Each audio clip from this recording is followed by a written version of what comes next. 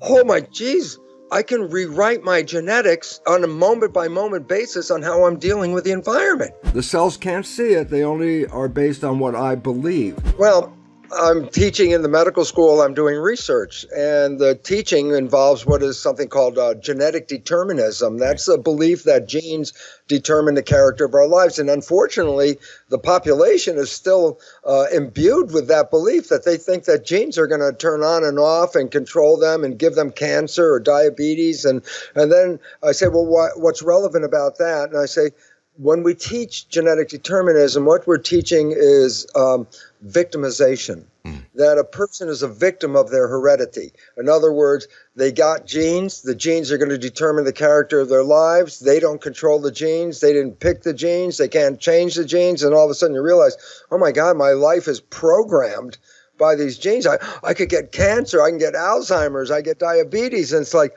and then what do you do about it? You say, no, can't do anything about it. And all of a sudden you realize what we've done is program people to be powerless. It's like, no, you have no power over your life. The genes do. So I'm teaching powerlessness to medical students who are going to, work with patients.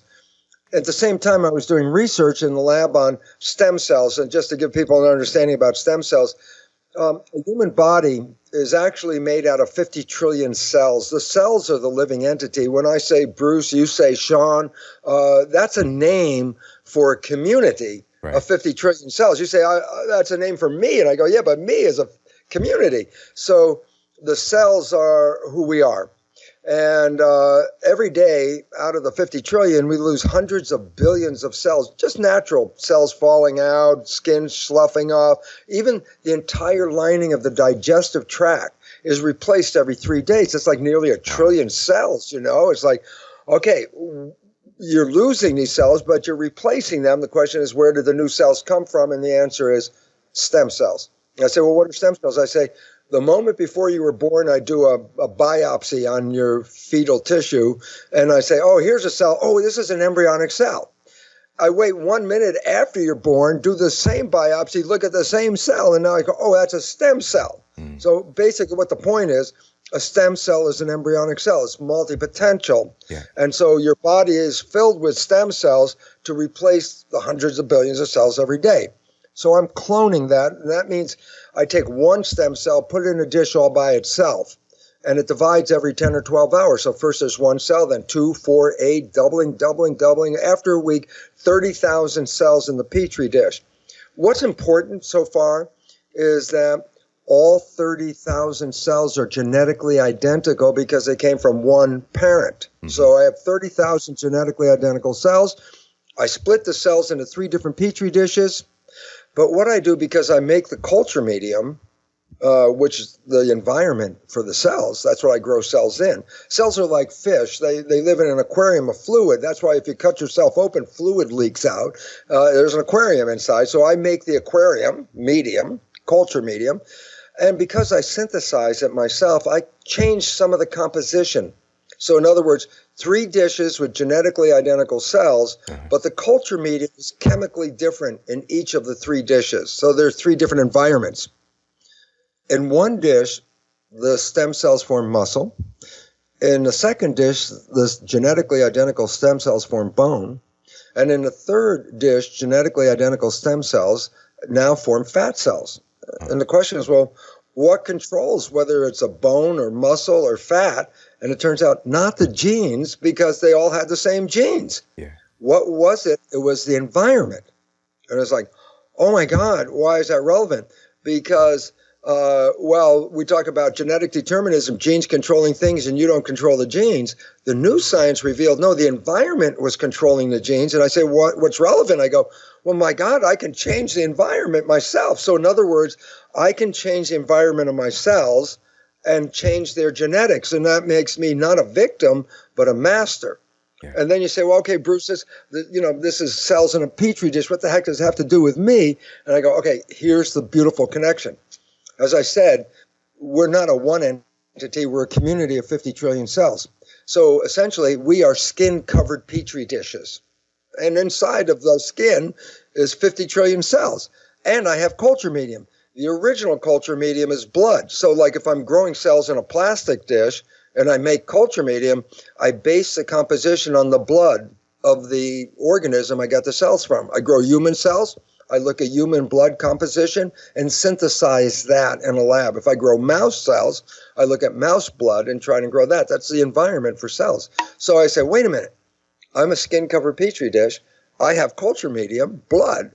And so the same thing happens in my body as occurs in a plastic dish, and that is the chemistry of my blood, my culture medium, controls my behavior and my genetics.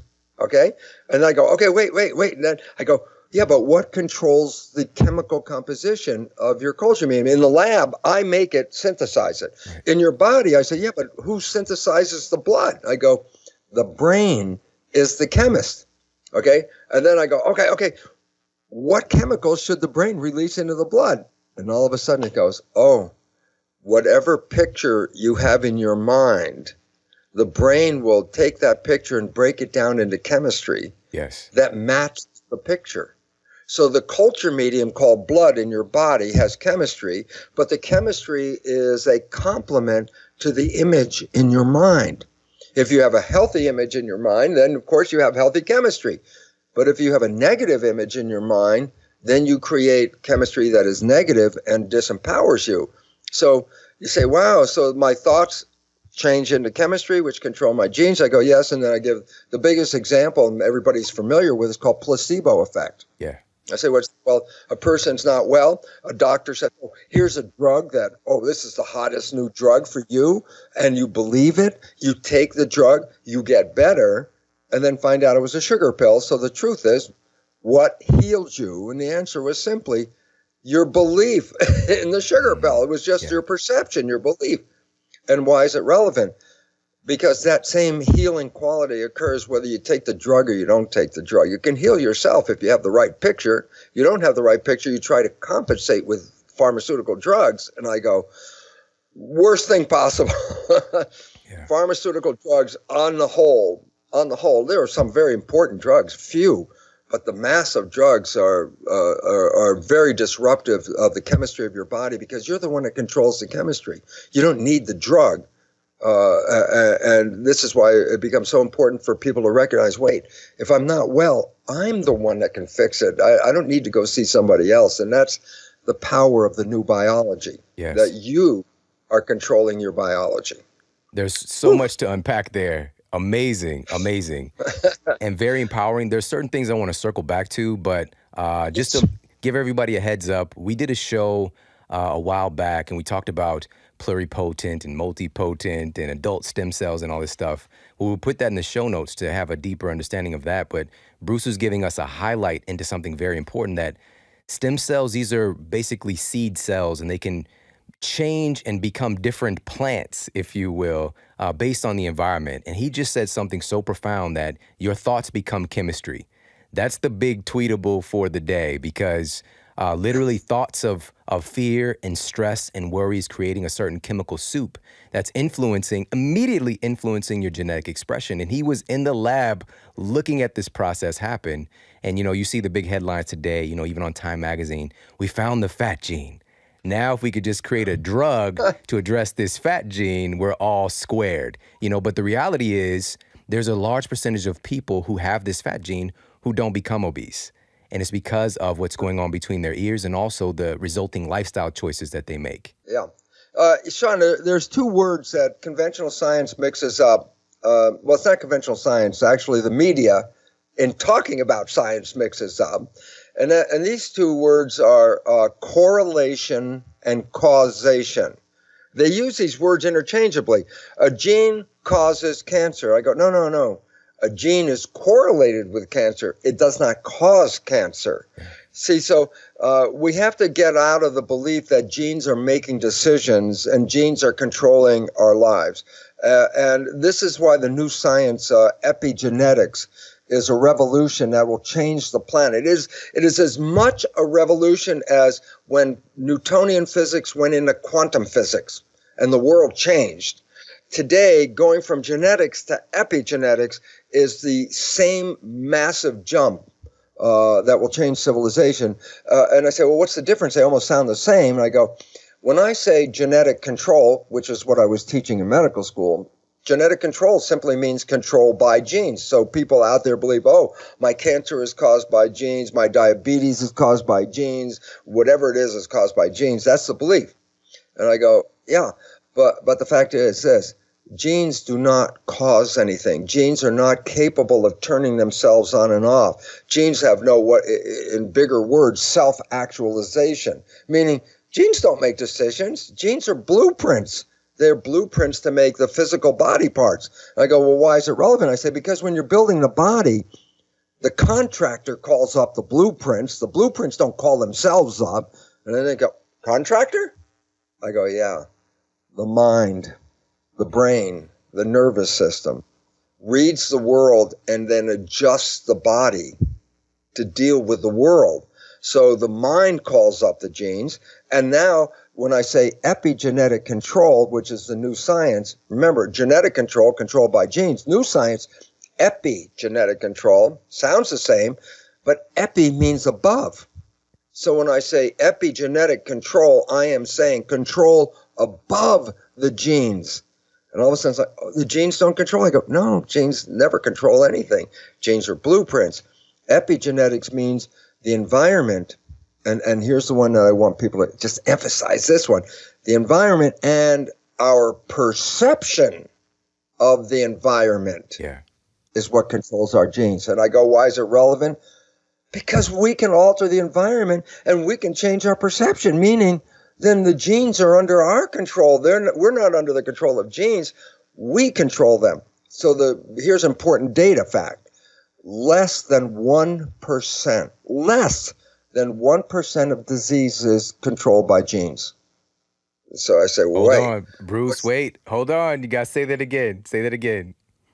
Less than 1% of disease is controlled by genes. There are very few diseases that one gene causes a disease. Hemophilia, for example, might be one of them. Tay-Sachs disease is another one like that. And I say, yeah, but my God, 99% of disease didn't come from the genes. It came from lifestyle and environment. And that's where epigenetics is the controlling factor. So 99% of health issues are not because the body is defective. 99% of health issues is that the driver of the body, the contractor, the brain, the mind is not in harmony. And when it's out of harmony, the body is a complement. So the body is out of harmony. And if you look at it, it's like, well, it makes beautiful sense. It says if you're sick, it's a reflection of something that's not in harmony. And all of a sudden, so you blame the sickness, I got cancer. Oh, the cancer cells are stupid. And look what they did. They formed cancer. And I go, cancer cells aren't stupid. Cancer cells are just responding to your consciousness, and anger and deep hurt and issues that started as children are really the cause of the cancer. So why is it relevant? Because you say, oh, if the cancer's the problem, then if I just take the cancer cells out, fine, I'm healed. And I go, no. The cancer is a symptom of a problem. The cancer is a reflection of a problem. And the point is, you can take the cancer cells out, but if you don't fix the problem, the cancer is going to come back again. Right. And I say, well, how do you fix the problem? I say, those people who have cancer and then the cancer disappears, spontaneous remission, or even if you have to take it out surgically, will they get the cancer again? The answer is, if they change their issues of their lives, they won't get the cancer again. If they just say, no, it wasn't me, it was stupid cells, and I take out stupid cells, so I should be better. I go, no, you missed it. The cells were a mirror of the problem. They are not the problem. So dealing with cancer by saying killing the cancer cells is like, well, that's nice. It might slow down the issue, but it starts up here. Right. First of all, this is very, very empowering. And, this kind of speaks, I think a good example is, and you mentioned this, less than 1% of all diseases are responsible. We're talking about genetic controlled, like somebody being born with an actual genetic defect. For the most part, we all get here with pretty good genes, and then something happens. Like you manifest cancer later in life, or diabetes or heart disease, something changed. It wasn't the fact that you were born and ordained to have this, because it wasn't No. there in the beginning. And so what we're talking Yeah. about here is in the realm of cancer, for example, and we've talked about this many times, but we all have cancer cells every day that occur. All of Absolutely. us, many cancer cells, but a healthy functioning immune system will go and take out those rogue cells. But by Exactly. our lifestyle choices, our habitual thought patterns, and like you said, our perception is going to encourage us to make certain decisions. And we might even put ourselves in the way of more carcinogenic environment. And that, But the interesting part is, well, again, the carcinogenic environment focuses that it was the chemicals that are causing the problem. And the fact is, we're so powerful and we believe we're so frail and vulnerable that we can say, oh, a chemical caused this. I go, listen, here's a true thing. In the South, there are fundamentalist religious people that work themselves into religious ecstasy. They start speaking tongues and doing weird stuff. And they're called snake handlers. And they handle all these poisonous snakes. Now, interesting enough, about 3 or 4 months ago, one of them died from the bites. But most of the time, they get a bite. There's no problem. They get bitten by a poisonous snake. And I go, yeah, that's called testifying. What is testifying? In their system of belief, they say that God is so powerful and they believe in God so much that they will do something no normal person in their right mind would ever do, like pick up and play with a rattlesnake, because they know God protects them. So I go, okay, this is the point. Listen to this one, because it's like, if you get it, it's like blow your mind. They, in testifying, will drink strychnine poison in toxic doses with the belief that God will protect them from this poison. And guess what? No harmful consequences.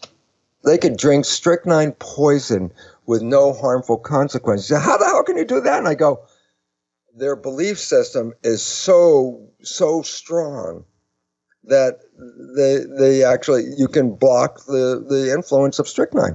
You can, the average thing that people do all the time, but you got to emphasize it again, is walking across hot coals. yeah. You can walk across hot coals, but you have to have your belief system in a place where you absolutely believe this is really, you can do it. Because if you're in the middle of the walk and you have a moment of doubt, you're in the middle of that moment of doubt, can I do this? Boom, you just got burned. Yeah. Well, first of all, you're speaking to, this is the first time I've ever talked about this publicly, walked on hot coals. I did that, walked across the fire, and a friend of mine actually got burned, and by the way, it's one of those situations where, if you're in the environment, the peer pressure, you're just, but you really do have to get your mind right. And the problem is, Bruce, is that we don't really believe what we say we believe. And that's really where the work is, and when we talk about faith, and then we believe that it's really all our responsibility, and we actually are not demonstrating that we have that faith when we're taking steps in our lives. And just to go back really quickly, I think this is so important, but when you mentioned earlier about the placebo effect and how that ties into this, if you look at the research, you'll see about, on average, placebos being about 30% effective in clinical trials. That is insane. And this is a fake treatment, a fake surgery, or a fake drug, and fake somebody surgery, getting that response. That's the other one. Fake surgery. I mean, you could say, okay, fake drugs, I can get it. But surgery turns out to be a placebo influence as well. I mean, they do what is called arthroscopic surgery, those people with bad knee joints. And they go in and they scrape the cartilage and flush the fluid. And then people start walking better. They go, oh, yeah, that was great. Arthroscopic. I don't know how many 100,000 people get that. But in a study recently, not that recently, a surgeon did, he wanted to find out which part of the procedure was the effective part, scraping the cartilage or replacing the fluid. So one of the people who organized said, well, you have to do a sham operation, a fake operation as a control. And he said, what do you mean fake operation? It's the real. You don't fake. But they decided they would do it. So what they do is they would cut the little slots on the side of the knee, which they do in a normal preparation. But the rest of the procedure was never done. Although the person who was under general anesthetic could hear the doctors talking, oh, yeah, now we're scraping, now we're doing all this. And they even put a video on the screen of somebody else's knee surgery. So the patient is looking at the screen and thinking, oh, I'm getting all the surgery. They didn't do it. And it turned out the sham operation had the same exact effect as the operation where they actually scraped the cartilage and replaced the fluid. In other words, the operation was completely placebo effect. The whole damn arthroscopic surgery is placebo effect. And it's like, oh my God, because in the study, there was no difference between whether they actually did the surgery or the person believed they did the surgery. If you could, I would love to really kind of dive in a little deeper and talk about this connection between our cells and our experiences as humans. You know, one of the things that I learned from you was looking at the cell itself as part of a community, but even the cell itself is an individual in the things that it does, all the different functions as far as digestion, respiration. So can you talk about that connection? Because again, we think that we're so different from our cells, but it's just not so. So let's talk about that. Yeah. In exactly the same way that the internet allows us to have this conversation and connect a lot of people, the internet, theoretically, you can have one person talk to 8 billion people. You can have, theoretically, that's true. What's interesting is that the cells in our bodies have antennas on their surface to receive environmental signals, just like television antennas, but they're made out of proteins, okay? No two people have the same antennas. This is why we can't trade body parts or cells with each other. In other words, why? And I say, because the antennas are receiving a broadcast of coordination. So 50 trillion cells are on the same station, listening to the same broadcast and behaving. If you have to run because of a saber-toothed tiger, then 50 trillion cells are like, okay, we're in run mode right now. If I put somebody else's cells in my body with a different set of antennas, they're receiving a different broadcast. So what it means is that the transplanted cells are not in harmony or coordinated with the main system. Okay? So the idea is this: every cell is an individual cell, but every cell has an antenna, there's a group of them called self-receptors, that are tuned to your broadcast from the brain. So when the brain makes an image, 50 trillion cells, or it's just like you at home right now turn on the internet or something and see something going on in China. It's like, wow, okay, I'm right there, I'm watching it. Well, 50 trillion cells are watching what you're watching. 50 trillion cells are in harmony. Why? Because the community is all held together by this nervous system, okay? So the relevance about all that is then even though a cell is an individual cell and has its job, a cell has a job just like all of us have jobs.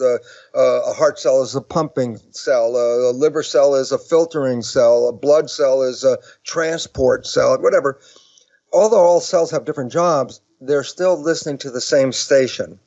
And that's how a thought can affect 50 trillion cells simultaneously, because the cells are listening to these thoughts. So the relevance is then my mind is coordinating 50 trillion cells by a broadcast. It's interesting, just like the shocking consequence of this understanding is when a person receives a heart transplant. The first thing you have to do is, if you're going to transplant an organ into a body, you have to stop or inhibit the immune system of the recipient. Right. Because the immune system will say when the cells come in, it's got different antennas. It says, it's not us. These antennas are not, they're marching to a different drummer. You have to take these cells out. So the immune system eliminates them. So if you're going to transplant an organ, you have to shut down the immune system. But then now you have, let's say I move a heart from person A to person B. When person B has that heart, the antennas on that heart are still tuned in to the identity of that person. That consequence of spirituality, the consequence that we are more than this body. And the answer is yes, we are. And to give the example of it, this is where I was going with it. If I take cells out of your body, Shawn, and move them 40 miles away, and I have an electro readout, like the same kind of thing like lie detector, galvanometer response, to read the electrical activity of the cells. And I pipe that into the room where you are right now. So on a screen right next to you, I could see the electrical activity of the cells 40 miles away, okay? And this has been done. If I can elicit an emotional response in you, the cells 40 miles away instantaneously will activate their electrical activity. You know, how can that happen? Yeah. And the answer is because they have the antennas to your identity. And whether you're physically here, your identity is more of a broadcast that's part of your spirit and your mind, and it's going out in the field. So wherever your cells are, if they're 40 miles away, they're still going to respond to your broadcast wherever you are at this moment. So when the heart is transplanted, it picks up the characteristics of the person who was the owner of that heart, who still has the broadcast, okay? And so why is it relevant? One of the stories, there's a whole book of stories about individuals with heart transplant and how their lives have changed. One of them was a story of a young girl who received a heart from another young girl. Obviously, the other young girl's dead. And she gets the heart, and once it's implanted and starts working, she has nightmares every night of being murdered. Same murder, same scene, every night. So the doctors trace back and find out, yes, the girl who donated the heart was murdered. So the police talked to the recipient, the heart recipient, and she describes the nightmare vividly, which replayed every night. And with that description, the police apprehended the murderer. This is some Netflix stuff right here. New series. Bruce Lipton produced right here. The book is called Change of Heart. And there's other stories about like a woman who was a complete vegetarian, health freak and all that stuff, gets a heart and immediately has these cravings for chicken McNuggets and beer. And you've heard that story probably. And the reality was, tracing it back, finding out the person who donated the heart, that was their favorite food. And all of a sudden it's like they transplanted the heart and she now has a new favorite food, chicken McNuggets and beer. It's like, where the hell did that come from? It's like the broadcast. That's so powerful, you know. And one of the things that, I mean, this is just mind-blowing stuff. And I remember looking into some of these studies and seeing, I believe some of this was even done by the U.S. military, and looking at if we take cells and we put them somewhere else, your cells, and then we expose you to a stimulus, you know, maybe it's something, maybe you're getting shocked or maybe you're experiencing joy, but your cells respond accordingly to your feeling and to your experience, even if they're not in your body. That's crazy stuff. But this goes beyond, and this is what you do and bring to one of the things that I'm still battling with myself and trying to communicate to people is that it takes time for the books to change. You know, people right now are learning bad science in university settings. And I see you're like, oh my God. But, you know, what we can do here, especially with the advent of the internet and having shows like this, we can get ourselves at the forefront of the education and go and dig into the research ourselves. And it really is amazing. And the things that you've created are very helpful in making the science make sense and making real world tangible application. Now, I want to talk to you about something I was taught wrongfully in school. Now, I've shared this story before, Bruce, but this first time you're going to hear it. So today I'm madly in love with science. I think about it all the time. I think about my wife and I think about science. That's kind of my life, you know? So I'm in love with both, you know? But prior to going through my own health challenges, I detested science. Like I couldn't stand it. I still had nightmares up until even a few years ago about being in biology class and not having my homework done, all right? And I was taught that the brain of the cell was the nucleus. So can you share how this is not actually accurate and where the real brain of the cell can be found? Yeah. The reason why the nucleus was selected as the brain of the cell is the nucleus is where the genes are. At least 98% of the genes in the body are in the nucleus.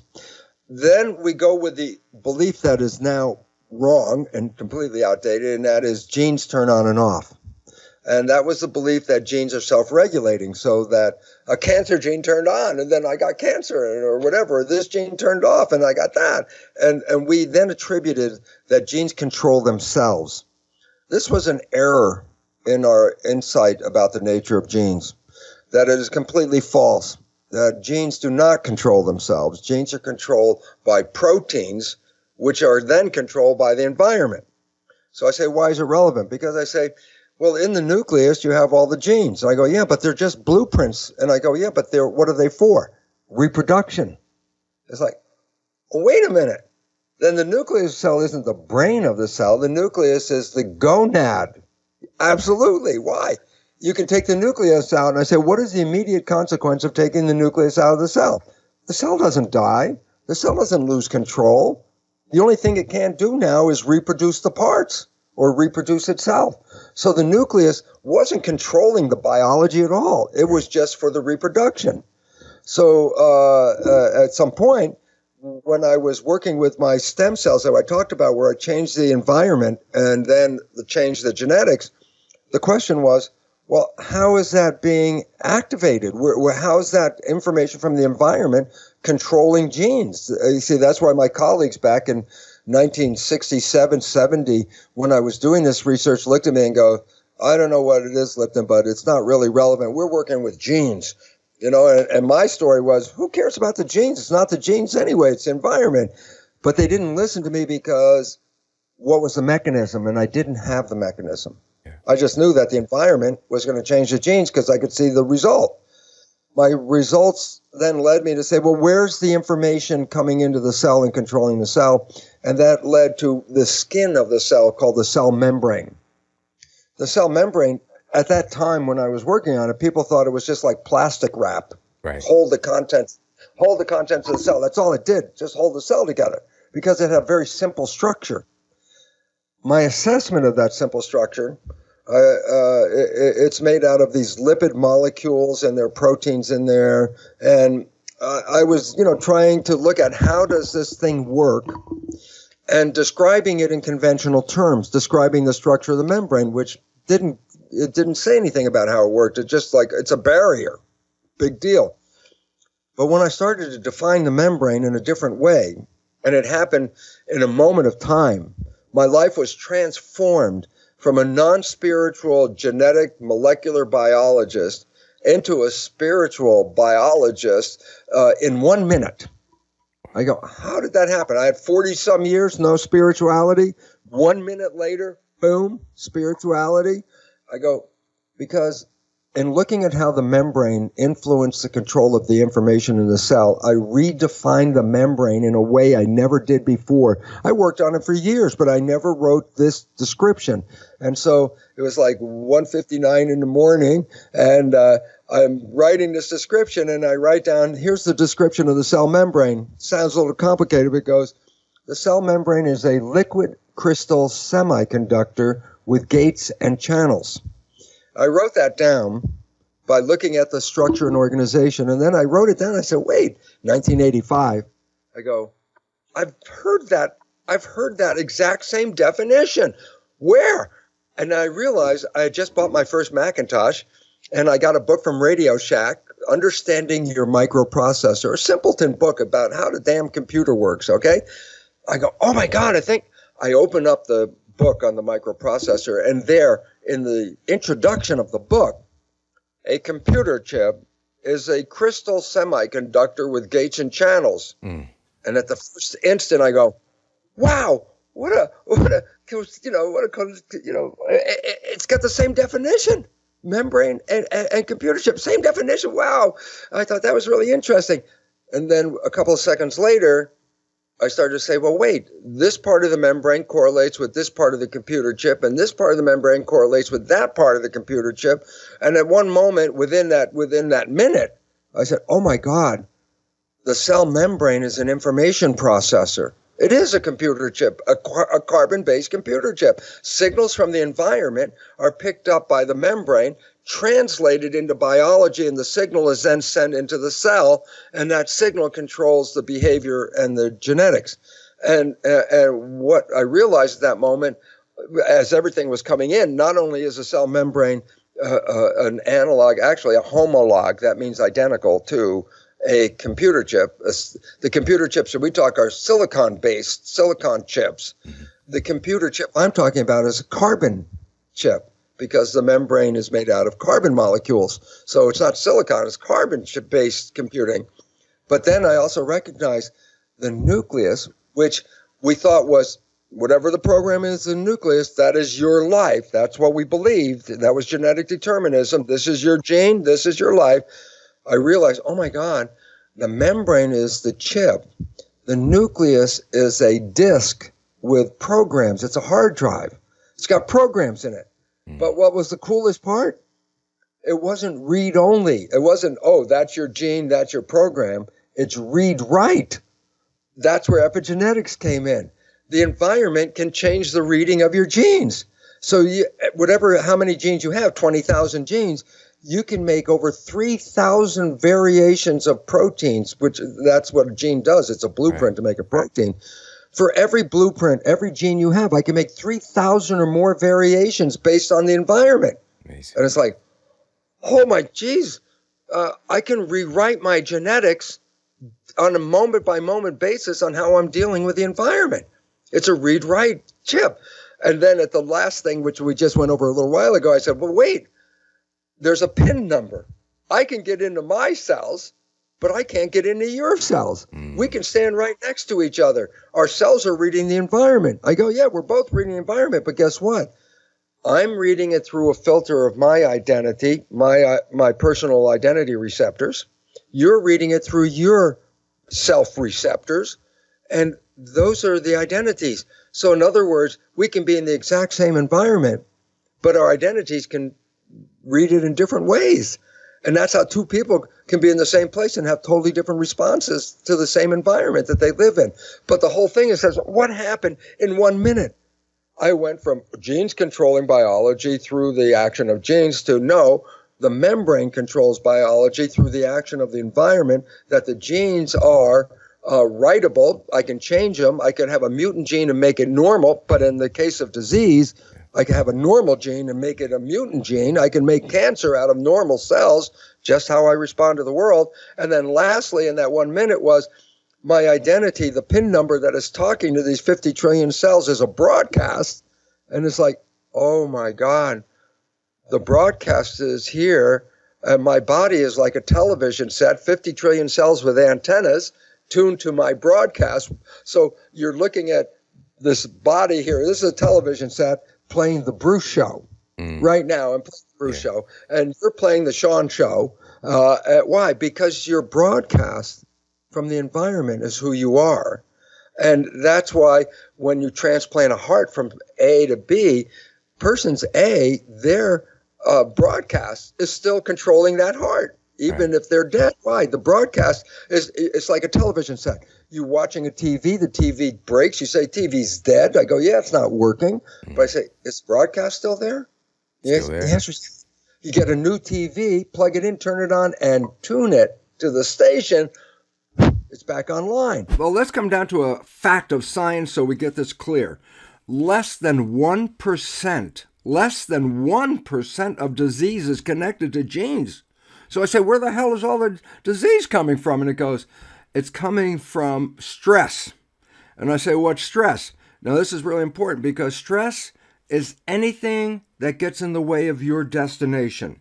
I want to have this, I want to go there, whatever, and then something gets in the way, that, provokes stress. And I go, so why is it relevant? Because stress is the cause of disease of 90% of the people. And I say, why is that relevant? Again, that's not genetic, that's a perception. I am stressed because I believe I'm stressed, and therefore my cells are going to respond to my stress. Whether it's real or not, the cells can't see it. They only are based on what I believe. So stress interferes with the immune system. Let's do stress right now because the whole world's in a stress situation. So let me give you the 3 fundamental things that happen when you're in stress. Why do we recognize stress for? And I go, because we're being threatened. That's what stress means. Something's threatening you. Let's go back, thousands of years, and I say, what was the stress? I say, saber-toothed tiger. I go, oh, okay. I say, well, what happens when the saber-toothed tiger is chasing you? I say, you got to run like hell. I say, well, what organs in your body do you use to deal with stress? I go, arms and legs.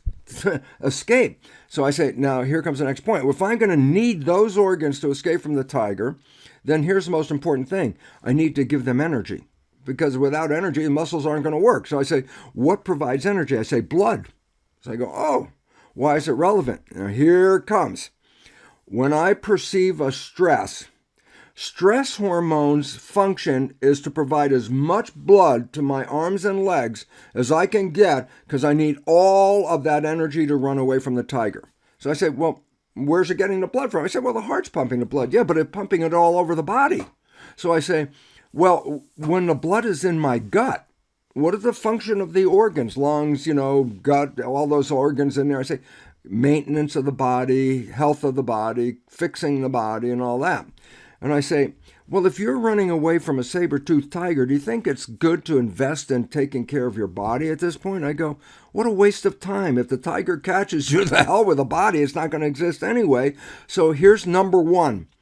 When stress is perceived, stress hormones released into the body cause the blood vessels in the gut to squeeze shut.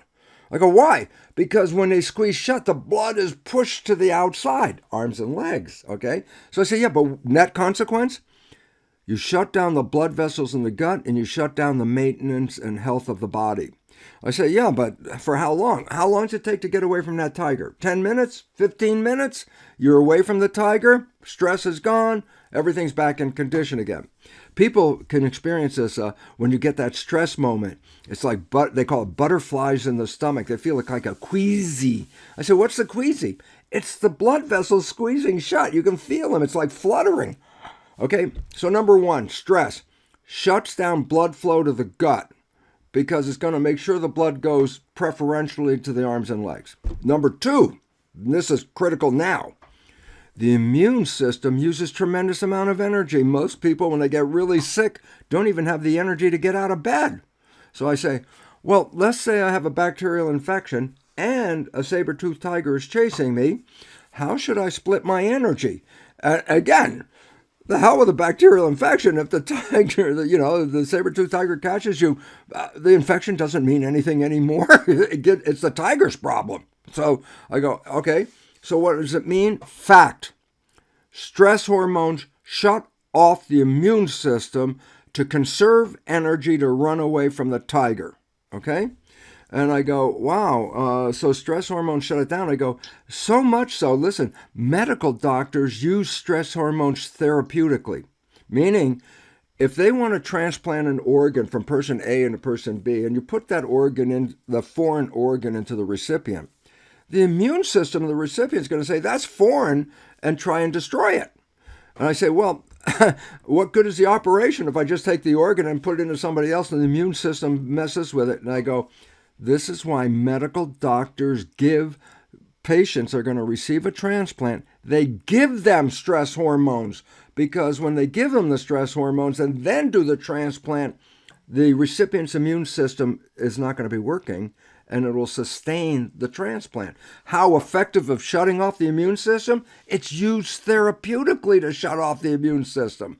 Okay, so that's number two. We compromise growth and health. We shut down the immune system. I call the third consequence adding insult to injury. And I go, what do you mean?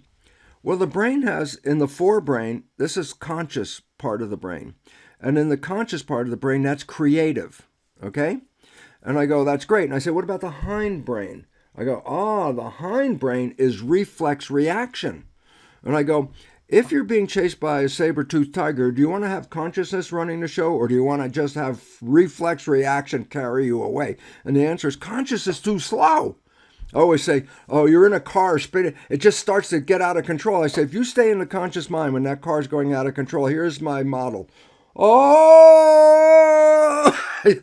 you're going to do is you're going to just get lost. I say, the moment the car goes out of control, guess what? Stress hormones shut off that immune system, push the blood. When I squeeze the blood vessels in the forebrain, it pushes the blood to the hindbrain where reflexes are going to work. I say, what? I go, we become less intelligent when we're under stress because consciousness is too slow. And when you're running, so I go, so what's the issue? Historically, the stress response was to be used for a short period of time, 10 minutes, 15 minutes. You escape the tiger, no more stress. And I go, and what about today? And I go, got a little problem here, 24/7, 365 stress. The system was not designed for that. And this excess stress is responsible for up to 90% of disease on this planet, not genes. Genes, less than 1%. And all of a sudden I say, why is this important? Because if you tell somebody genes cause that, then that gives them, oh, I'm not responsible. The genes did it. I go, no, because if you feel you're not responsible, you shut off your control. And that's the point. I am in control. Man, this is so powerful. What really struck me the most was when you said we become less intelligent when we're under stress. And I think this is one of the most well-seen things right now with people infighting. There's a big lack of intelligence and even empathy and compassion, and these higher order things are going to get put on the back burner. Yeah, let me give you an example about the difference between growth and protection, because that's what it comes down to. A stimulus provokes us to do something. If it's a good stimulus, you move to it, like love, food, something you want. That's a stimulus. We move to that stimulus. And then I say, but when you move to it, you go open-armed. Why? I want to take it in. If it's love, I don't want to close myself down. I want to assimilate it. If it's food, I got to open myself up, take it in. So growth means you go to the stimulus open, okay? But what if the stimulus is negative? A threat of any kind. I go, oh, I don't go to the stimulus. I go away from the stimulus. Do I go away, my arms open? I go, no. You close yourself down because of protection. So I say, so what's the difference? Growth, go to a stimulus, arms open. Protection, go away from the stimulus, arms closed. I say, why is it relevant? And here's a simple conclusion. You can't move forwards and backwards at the same time. You can't be open and closed at the same time. So basically it says, if you're in a stress mode, you've shut your system down and growth shut down, and that's okay for a very short period. But if it's chronic, you've killed yourself, essentially. And I say, so why is it relevant? I go, look at today's world. Every time you turn on TV, be afraid, be very afraid, go hide in your house. And I go, wow, that's as scary as hell. I say, why is it relevant? I am getting stress hormones dripping into my system every time I watch that damn TV. I'm getting stress hormones when I read a paper, go and surf the internet. I go, and what is that doing for you? And I say, it is compromising your health. I go, oh. I say, that's where disease comes from. Not from the genes, but you shut yourself down. And then, as I said, you become less intelligent. Then what do? Defer to the boss. Who's the one that's going to protect me? Whatever they say, I'm going to do. Why? I'm not thinking. I'm just going to do what they say because they know I don't know. I go, oh my God, have we just screwed the world big time? I go, why? Because the planet is on 24/7 stress. Any compromises to your health have compromised your immune system. Okay? And I go, so what does that mean? Now listen to this. In America, 40% of U.S. citizens have 2 or more, actually 2.7 chronic diseases. 2.7. One chronic disease, 60% of Americans have. But 40% of the Americans have 2.7. I go, so why is it relevant? They're compromised before the damn virus even showed up. And I go, well, why is that relevant? Because when the virus shows up, are they weakened because the virus is so strong? Or are they weakened because their immune system is under stress? And I go, that's the one. I say, but you blame the virus. And then everybody's now afraid. Healthy people are afraid. And I say, so what's the relevant? Well, you got them scared to death. I said, oh, you scared them. I said, what's the result of that? You've messed with their immune system. You've already compromised their immune system because the stress hormones function shut off the immune system. The more you scare them, the worse the consequence of the COVID is. So, is this a manipulation? You bet it is. Okay? Is there a way out of it? Yep. Stay healthy. 4 things. I'll just give you the 4 things. Number 1, eat well. Eat well, because the food that we're eating, industrial farm food, is toxic from the beginning. I go, what do you mean? I say, all you need to do is see the farmer in a field spraying the crops wearing a hazard suit. If they're spraying something on your food and they have to wear a hazard suit, I don't think we should eat that food. Just a suggestion, you know. And most of the food is crap, and we're pushed on a cheap ass diet to undermine our health. The wonderful video years ago was Michael Moore's video about sickness. Okay, I can't remember the name right now.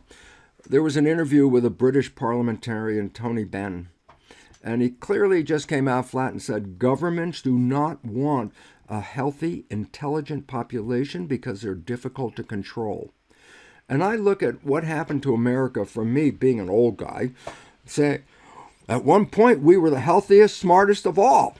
All the technology of the future was coming from here. Now there's no technology coming from here. We're compromised. I go, yeah.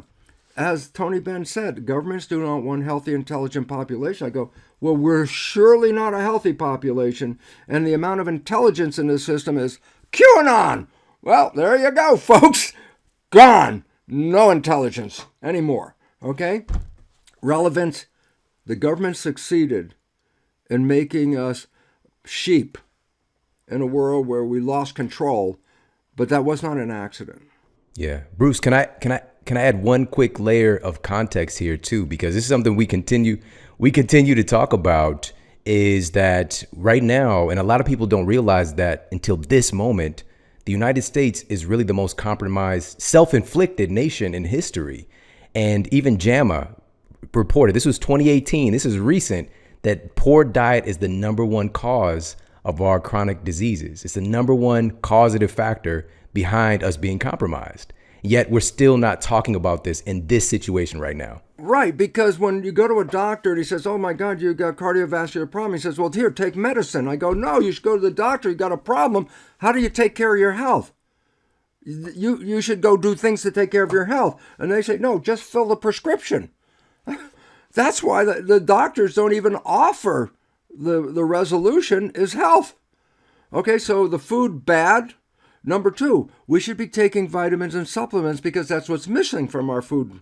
And vitamin C and vitamin D, the two main vitamins that are necessary for the vitality of our immune system, should be taken every day. Every day. Vitamin C, big amount every day. I take 2 grams vitamin C every day. And vitamin D. Why? They're the ones that enhance my immune system, okay? Number 3, so we have, first of all, eat better. Number 2, take supplements. Number 3, exercise. I go, why? Because exercise strengthens the system. It can, pushes the circulatory system and the blood and gets us to breathe better and to clean the blood and filter things. And it makes the system run better. Okay? And then number 4, and that's why we're here right now, Shawn, you and I. Number 4, watch your stress level. Your stress level is in a direct compromise of an immune function. And the world is so stressed before the virus got here and now amped that stress. And it's a global situation. But then you can look around the world, but not all the countries have the same morbidity that we have. And I go, why? Because other countries are less stressed and they eat better and they have different social life. And then I look at us, and it's like, yeah, I know you're in L.A. My nephew is in L.A. He wants to move out of L.A. as fast as he can because he said it's a scary ghost town at some place. Yeah. What? Fear. Where is everybody? Locked inside. What does fear do? Shut yourself down. I go, growth is compromised. So the entire growth of this country, including the economy and everything else, anything measure of growth, is compromised because fear shuts down growth. Wow. Wow, right. Bruce, man, this is so powerful. Thank you so much for sharing this. I think one of the big issues, obviously, is that's promoting the fear is numbers without context. There's all these numbers. And you just brought up a really valid point, which is we've got 30 to 40 million confirmed cases of COVID of folks who are okay, who've survived, but we don't see that number. And that starts to put it in context. And what that's done is really just pushed the mortality rate lower and lower and lower, but yet you're not hearing about that. All you're hearing about right now is the cases, the number of cases. And it's an unfortunate situation because a lot of people, look, I taught in a medical school for years. I'll give you a simple fact. People think the pharmaceutical industry is out there to help us. I go, hell no. Pharmaceutical companies out there to help themselves.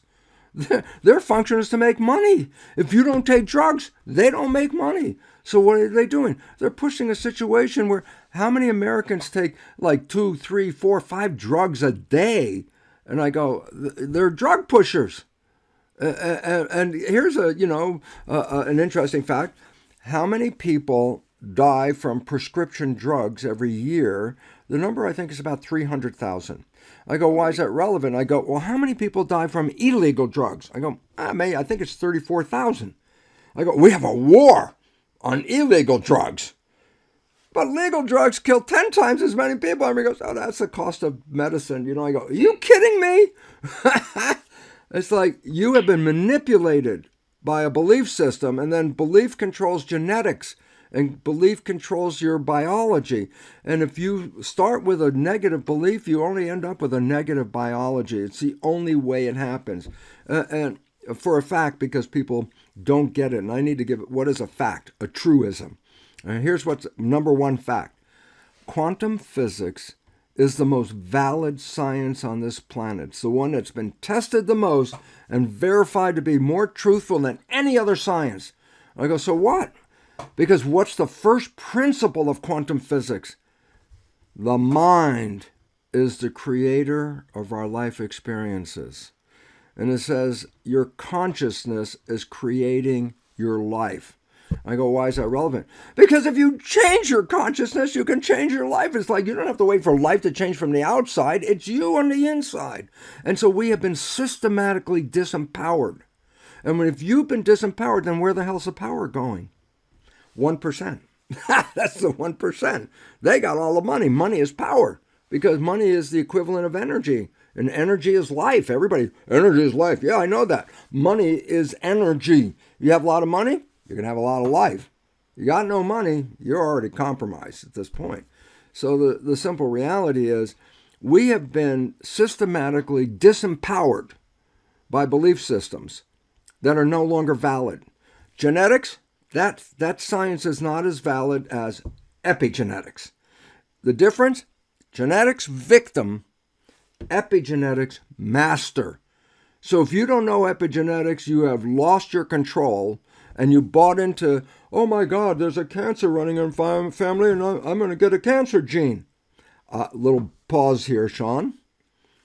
There is no gene that causes cancer. There's not one gene that causes cancer. Give you an example. Women will undergo a mutilation, which they gently refer to as a double mastectomy. That sounds much better. Don't mutilate yourself. Oh, I'm just having a, mastectomy. Okay, no, that's called mutilation. You're cutting your body apart. I go, for what reason?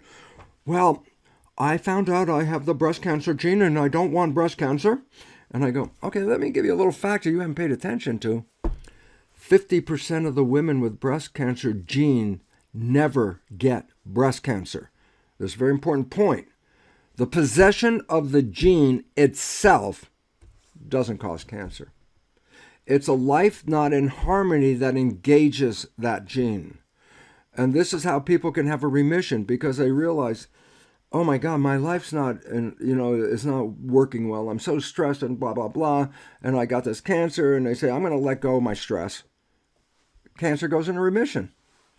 The problem with the conventional person is, I got cancer and it's got stupid genes and my cells are stupid. My cells are going to kill me. So if I kill the cells and I cut out the cancer, I'm going to be okay. And I go, no, the cancer is a symptom of you not living in harmony. And therefore, cutting out the cancer, you just get another cancer if you don't change the stress. And it's the ones that realize my life is not in harmony and change that are the ones that have the remission. So the point is this. Did the gene cause cancer? And the answer is absolutely not. There is no gene that causes cancer. There are genes that are correlated with cancer. In other words, it's a symptom. And so I say, cutting out the cancer cells, thinking you've healed everything, is the same as covering up the service engine light on the dashboard when it shows up driving the car. If I cover it up, it's like, oh, hey, everything's running good. The service light's not even on anymore. And I go, you didn't fix anything. You just shut off the symptom. And this is where we have to go, because every bit of this is a disempowerment to the individual by saying you're frail, you're vulnerable, you're susceptible to all these things. And I go, damn, we can walk across coals. And down in the South, some of those fundamentalist religious people work themselves up a religious ecstasy. They call them snake handlers, and they play with these poisonous snakes. And every now and then, actually, one of them dies. But I'm not talking about those guys. I want to talk about the guys that they testify. That's the term. They do something no normal person in their right mind would ever do, but they do it because of the firm belief, perception, God protects me. They drink strychnine poison in toxic doses and have no adverse effects. How could they do that? And the answer is total belief. I will not suffer because God will protect me. It wasn't 99% belief. That's not belief. 100%, unquestionable, unshakable. And I say, then guess what? You can walk across hot coals, you can drink poison, you can do so many magical things, but you can't do it with a program of limitation that we've all been downloaded with. We're going to keep circling back to this, Bruce, because I want folks to really walk away today knowing that their beliefs are controlling what their biology is doing. You've already broken down, really, there's a biology to fear, and there's a self-fulfilling situation happening right now with so many of us being in fear 24/7 right now, and it's compromising our bodies. And giving up your power. You give up your power because you say, who am I? I'm just a victim. I go, no, you're not. You're a damn creator. Yeah, That's right. what the game is. And Shawn, while we talk about belief, I just need to emphasize, when we talk about belief, and this, does belief control our biology? I go, well, nearly 75 years or more, we've understood the nature of what is called the placebo effect. The placebo effect is someone's got an illness. The doctor says, I got this new pill. It's the greatest new medicine in the history of anything. Take this pill. And the person says, oh, wow, finally a cure. They take the pill, they get better, find out the pill was a sugar pill. I go, and what the hell healed them? And the answer was the belief in the pill, not the pill, the belief in the pill. I go, oh, that's called placebo. I go, yeah, that's positive belief. That's what it is, positive. And then I go, yeah, everybody goes, yeah, placebo effect, positive belief. And I go, negative belief, which no one talks about, is equally powerful to positive belief in affecting your life, but in the opposite direction. Placebo can cure me of any illness on this planet. Nocebo, negative belief, can cause any illness and even death. If you believe you're going to die, you can die just from the belief of that. I say, so why is it relevant? Because the percentage of negative belief versus positive belief is so upside down. We have more negative beliefs in our world than positive belief. And so, again, when you have a negative belief, you don't realize that negative belief has opened you up to manifest whatever you're afraid of. And that's the problem. Bruce, why are we not talking about this more? Because truly, this, the data is out there. I want you to say this in just a second, but the data exists. There's mountains and mountains of evidence. Even in randomized placebo-controlled trials, we have to account for the placebo because some people are going to get the result just from a fake pill, a fake surgery, a fake treatment. They're going to get the same effects. What's going on? At least 1/3, scientifically tested, at least 1/3 and up to 2/3 of all healing in medicine is due to the placebo effect and not the action of the physician or the drug. That's a fact of science. 1/3 of people will heal themselves, just because they believe whatever they're going to do is going to work. And I go, yeah, but again, we still are emphasizing what? The positive belief. I'm going, it's now time to emphasize that your negative belief is the problem. And if you're hiding in your house right now because you're afraid of that nasty COVID outside, is that going to give you immune function a boost? I go, it will undermine your immune function. And if you stay in your house and then you get, okay, we can go out. And I go, you didn't have an immune response staying in your house, and the virus is still outside when you go out there, so it's going to happen. You know, one of the things that initially really implanted the fear button was this, it's called a novel virus, and we didn't have any innate immunity to it. But you being a renowned cell biologist, you know we have this thing called the adaptive immune system. Exactly. But that adaptive immune system only works when you encourage it to work, when you give it the energy and the consciousness. Why? Because the mind can turn the immune system on and off. I'll give you an example. I love this because people don't realize it. What were people they called multiple personality? Okay, so they have in one personality, then all of a sudden they switch to a different personality. Well, it's been identified that if in their normal personality, and the very first person that was a book about this woman of Three Faces of Eve, three different personalities. In her main personality, she had a response to strawberries, an anaphylactic response. That's a hypersensitivity which causes hives and all kinds of problems. And what she found out was when she switched to a different personality, she was no longer allergic to strawberries. But when she switched back to her original personality, she was allergic again. And all of a sudden it's like, well, how could you be allergic and then change your psychology for a second and then 5 minutes later you're not allergic? And then switch your personality and 5 minutes later you're back to allergic? And the answer is the mind is the ultimate control of your biology. Quantum physics, day one, Max Planck. The mind is the matrix of all matter. Okay? And I say, well, why is it relevant? Because where's your thought and who's guiding you on that thought? Who's teaching you on that thought? Who's making money by teaching you a thought? The pharmaceutical company. Who vaccines are free? That's a bunch of BS. That means belief system. It's like there's billions of dollars involved in creating a vaccine and giving it to people. Billions. I go, so this is not like, they're just going to be helpful to us. They're very nice people. I go, no. They're going to make billions of dollars because they're going to force everybody to take that vaccine. And I'm going to tell you something. So new information for the audience. We have a natural vaccine mechanism. Yeah.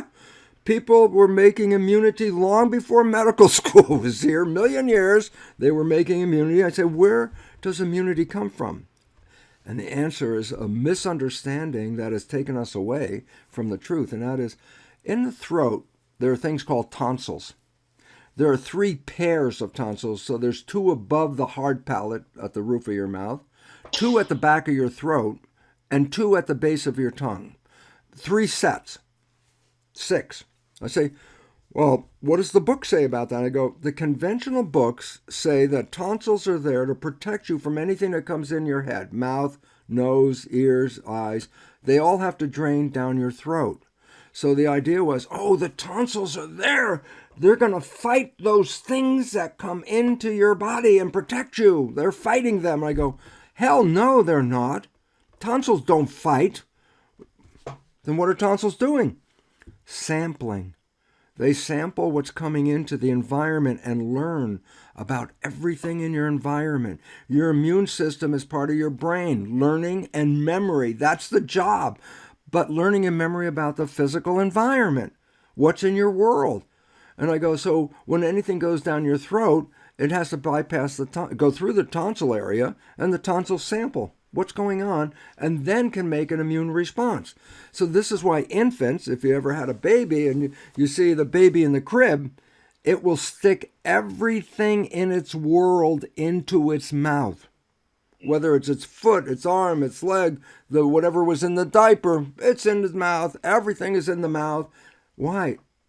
Native instinct to sample your environment, put it into your mouth. And then the immune system can learn about it. So an infant is already designed to instinctively put the environment into its mouth and sample it. And the idea was then what was what? What was what about it? And it goes, the tonsils are the learning center. I go, so what? I go, They inject vaccine where? In your arm, in your leg, in your ass, wherever they inject it. And I go, is that going to support the immune system? I say, it bypasses the immune system. There's an intelligent system. Put it into the mouth. It will then deal with it. So I say, so what happens if I inject this thing in my arm? I say, the sentries of intelligence, there are sentries all over the body, intelligent system. You bypass sticking a needle in there, bypasses the sentries. You push a bunch of crap in that needle and in the body. And if you were a cell and you were just hanging out somewhere and all of a sudden a dump of garbage dumped on your head, it was like magic. Where the hell did that come from? None of the sentries saw it. I go, you bypass the intelligence of the system. And that's where all of a sudden I get very upset. Why? Because the mission statement of science, 1650, Francis Bacon, the mission statement of science is what? Listen to this. To obtain knowledge to dominate and control nature. That's the mission statement. I go, how's that working out? I go, we're causing our own extinction at this moment. We're in the sixth mass extinction. Humans are creating their own extinction right now. And I go, oh, is this in 1,000 years from now or 1,000,000 years? I go, how about this century? We have already pushed the limits of our system, destroyed the environment to the extent that we will not be supported within this century. That human life is facing its own extinction by its own behavior. We've undermined the web of life because we're going to dominate and control nature. I go, how's that working? It's called sixth mass extinction. And I go, we're in it, and we created it. And this is the wake-up call. Shawn, this is so important because I could look at the world and you open up the paper and you got in every country around the world some kind of chaos is going on. Social, political, economic, racial, religious, climate, all kinds of upheavals. And I go, wow, this is a scary planet. And I go, those are symptoms of a problem that's bigger. I say, what's that problem? We are creating our own extinction, the sixth mass extinction of life. 5 times in the history of this planet, life was thriving, and some cataclysmic event wiped out up to 90% of life. The last one, the fifth mass extinction, 66 million years ago, when the dinosaurs were here, and the world was ripe. I mean, the ecosystem was flush with life, all kinds of life. A comet hit near Mexico, the Yucatan Peninsula. A big comet. It upended the ecosystem, killed all the dinosaurs, wiped out up to 90% of life, and that was the last mass extinction. Today we're in the sixth mass extinction, but it's due to human behavior undermining the web of life. And so nature is giving us all these symptoms. Whether COVID's a symptom of what? You're not in harmony. You're blaming the virus, and the virus is just taking out the weak elements, as nature always does. It eliminates the weaker elements in a community. Well, the virus is the wolf. That's what wolves do. Clear out the weak ones. All these people dying. You're going to blame it on the virus? I say, no, the virus didn't take you out if you were healthy. The virus took you out if you were compromised.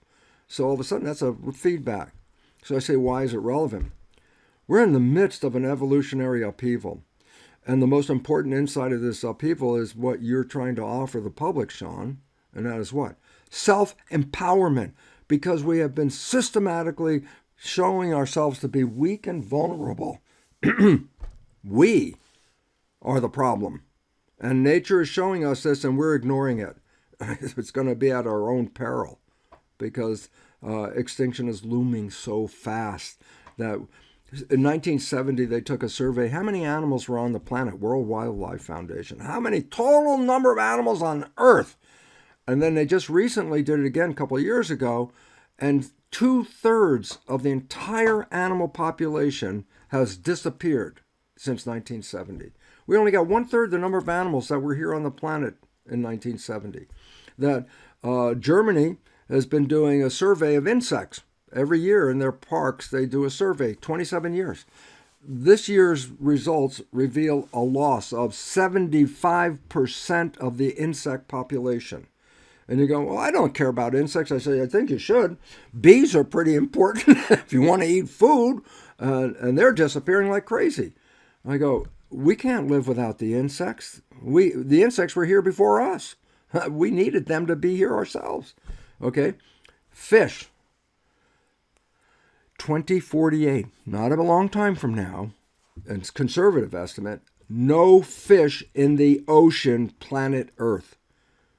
Imagine, you're going to be here, and then you're going to have to tell people in those days, Shawn's going to be the storyteller. He's going to sit around and tell kids, they used to have these things that swam in the water called fish. What the fish, Uncle Shawn? Well, no. Unless they watch some videos. And that's happening soon. And it's all falling apart. What was the point? Those were symptoms. We look at them as, oh, those are problems. I go, well, they're problems. They're symptoms of a bigger problem. We are undermining our own existence. And COVID is just another shot in there that says, you are not surviving because you're living out of harmony. You're in disharmony. Harmony equals health. Disharmony equals dis-ease. And there we are. Yeah, what the fish. Bruce, so right now, if we can have something that we can do, because everybody listening wants this to get turned around, and is there anything we can do right now to help to usher in more health and unity when we need it so much? And I'm going to preface by saying that I learned this from you. Each of our cells have these antennas, basically. You know, we're literally interacting and receiving data from our environment. And we can, and also we can affect that environment as well. So I'm going to preface by saying that, and then ask what your opinion is that we can do right now. Yeah, well, as you just said, so very quickly we can understand this, is that we know about computers and silicon chips and all that stuff. A cell is a carbon-based organic computer. The cell membrane is a chip. It's not like a chip. It is a chip. It's got inputs and outputs, and it adjusts the cell to what's going on in the world. And if the world's not in support, then you have to change your biology to survive. And so the cells are reading the environment and trying to adjust, you know. Well, as I said, the cells in your body are reading your perception of the environment. You want to change your health, you have to change your perception. You have to stop saying, I am weak and vulnerable. I am not weak and vulnerable. I'm a powerful son of a gun. And the reality is, how am I going to be powerful? I say, you got to take care of your health. Your health is what manifests your life. If you compromise your health, you compromise your life. And we've all been compromised. Compromised by programming when we were young. Like, we gave up control of the power of our life when we were young because we were programmed to believe that the doctor knows about health. And who are we? We don't know nothing. So if the doctor says X, Y, or Z, that becomes our truth. And this is what the problem with diagnoses are. Because the diagnosis says, oh, well, you're going to have this, and then the prognosis, this is going to happen, and this is going to happen. And I go, if you own the truth that the doctor is the source of truth, then that prognosis is actually a script for your future. And you will manifest all of those things because that's what you believe. So it's a time to say, let's question what we believe. Because the beliefs that we have are creating the situation. The beliefs that they are pushing you about COVID. And I really want to emphasize this because I got so many people, Bruce, are you a supporter of Trump? Because he's saying it's not, and I go, wait a minute. No, I'm not a supporter of Fauci. I'm not a supporter of Trump. They're both wrong. They're extremes.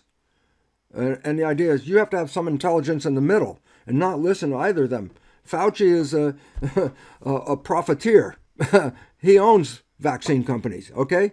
Bill Gates, profiteer. He owns vaccine companies. As I said, oh, they're going to give me a vaccine. I said, they're giving you a vaccine. You're paying for a vaccine. All your money. And I go, but I can make my own vaccine. You can. But it bypasses the system, and they don't want you to do that, so they want you to wait until that vaccine shows up. And I go, man, you could die before then. And in fact, it's not even, the vaccine is no replacement for normal immune function. And that's why I highly recommend that if you are not compromised, the best thing in the world, is to get the damn COVID flu, have the uncomfortable period of time, whether it's 3 days, 5 days, 6 days. Why? Because at the end of that, you'll never need a vaccine. Your immune system's intelligence will always remember this COVID. Next time it shows up, it will not have any effect upon you.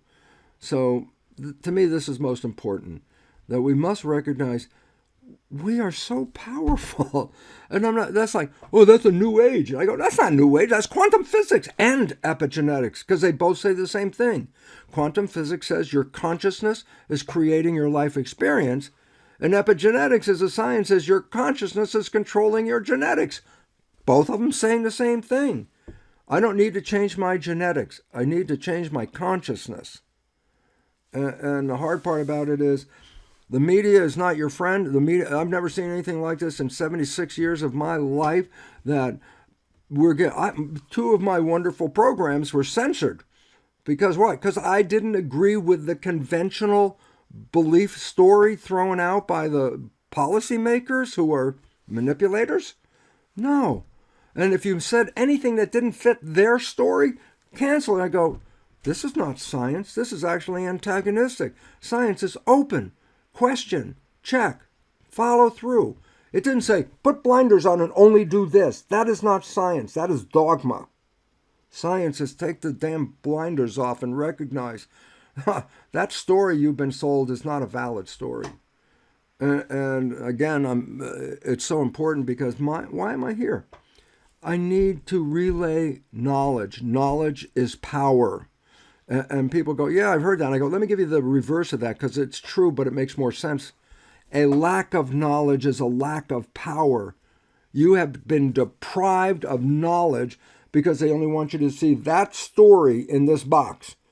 The rest of the knowledge, don't talk about it. Don't go there. Don't say anything. I go, you just lost science. It's not science anymore. Now it's a personal opinion, and that is not science. Look, I'm in that compromised age. I'm over 70. I'm 76. I'm moving toward 80, baby. No, not for me. I'm not 80. I'm still a teenager in here who loves his life, who wants to enjoy this planet, and is going to be healthy enough to stay here and do that. And so I'm not going to hide in the damn room and keep my face mask on. If you're compromised, you put the face mask on. That's your life. I'm not compromised. Geez, I'm saying that today. What's today? Tuesday. I'm still alive. I'm still healthy. I'm looking forward to doing that for many more years yet. And the idea is what? If you put me in the conventional population, I would be so covered with kinds of gauze all over my face, lock myself in the closet, and is it safe to come out yet, Shawn? No. I'm not going to stay in the closet. And I go, stupid. Life is so beautiful. Life is so wonderful. And you didn't get here by accident. You got here to be creators. Quantum physics, epigenetics, same story. Consciousness is controlling this. And if you give up your power of consciousness and by a limitation, you have just shortened your ability to create life. Hey, if you like this video, make sure to check out this video right here to optimize your mindset and to achieve your goals faster. People say to me, well, why do you do your meditations in the morning? I always say, easy. Because if I can overcome myself at the beginning of the day, the rest of the day is easy. That's the biggest mastery, right? Absolutely. Is the self.